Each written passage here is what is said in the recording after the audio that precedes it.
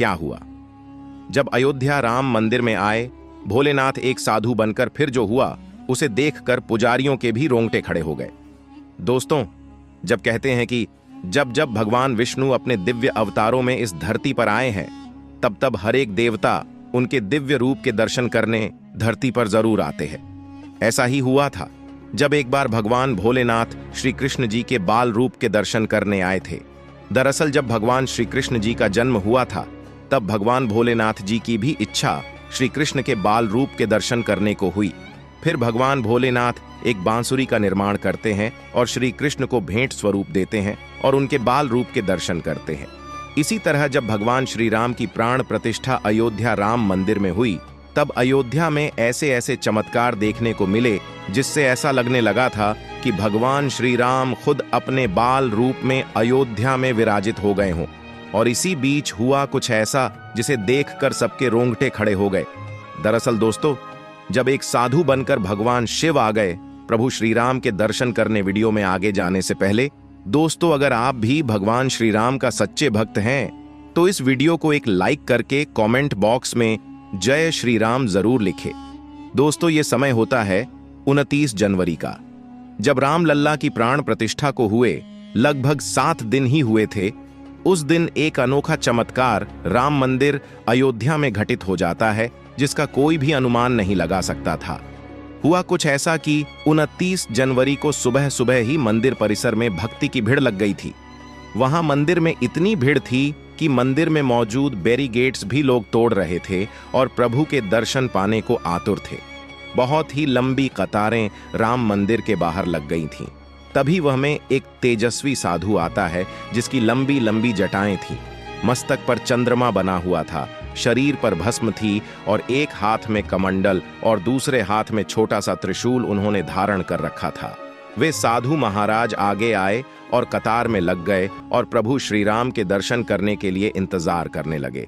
उसके बाद वे साधु महाराज कतार में लगे हुए ही अपनी आंखें बंद करते हुए ध्यान मुद्रा में आगे बढ़ रहे थे।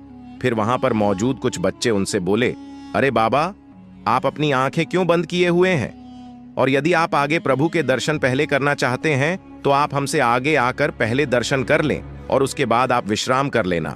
उन बच्चों की बात सुनकर वे साधु मुस्कुराते हैं और आंखें खोलकर बच्चों को कहते हैं, अरे नहीं बच्चों, मैं थकान महसूस नहीं कर रहा, मैं तो ध्यान मुद्रा में हूं। और रही बात दर्शन करने की, वो तो मैं सबसे अंत में ही करूंगा, क्योंकि अंत में प्रभु श्री राम और मेरे बीच कुछ विशेष बात होने वाली है। उसके बाद साधु महाराज इतना बोलकर चुप हो जाते हैं। वहां पर कुछ युवा लोग भी मौजूद थे। सभी लोग बड़ी ही हैरानी के साथ साधु को देखते हैं और उनसे विशेष बात जानने की कोशिश करते हैं। उसके बाद ऐसे बातें होते होते साधु महाराज का भी नंबर दर्शन करने को आ जाता है। साधु महाराज दर्शन करने के लिए आगे आते हैं और गर्भगृह में प्रवेश करते हैं। भीड़ ज्यादा होने के कारण एक साथ बहुत से लोग दर्शन करने आगे बढ़ते हैं, लेकिन सभी को पीछे करते हुए साधु महाराज राम लल्ला के चरणों में बैठ जाते हैं और अपना त्रिशूल राम लल्ला के सामने रख देते हैं। उसके बाद अपने कमंडल से गंगा जल हाथ में लेकर श्री राम जी के चरणों पर डालते हैं और बोलते हैं, हे प्रभु, जैसे आपके दर्शन द्वापर में श्री कृष्ण रूप में किए थे और आज फिर आपके दर्शन कलयुग में करने का सौभाग्य प्राप्त हुआ है। आपके दर्शन करने कैलाश से आया हूं। फिर कुछ देर तक साधु महाराज राम लल्ला की तरफ देखते ही जा रहे थे और वहां पर मौजूद कोई भी लोग साधु को हटने को नहीं कह रहा था। उनके चेहरे पर को तेज दिख रहा था। उसे देखकर पुजारी जी भी उन्हें मना नहीं कर पा रहे थे। उसके बाद साधु उठे और प्रभु श्री राम को प्रणाम करके मंदिर परिसर से बाहर निकल गए। वे मंदिर से बाहर आए तो थोड़ी दूरी पर जाकर उन्हें पता चला कि वह तो अपना त्रिशूल मंदिर के अंदर ही भूल के आ गए हैं। पुजारी जी भी देखते हैं कि साधु महाराज अपना त्रिशूल यहीं पर छोड़ गए हैं। पुजारी जी तुरंत वहां पर मौजूद एक व्यक्ति को त्रिशूल साधु महाराज को देने को कहते हैं। जैसे ही वह व्यक्ति त्रिशूल को हाथ लगाने लगे तो उससे त्रिशूल हिला तक नहीं। बार बार प्रयास करने के बाद भी त्रिशूल टस से मस नहीं हुआ।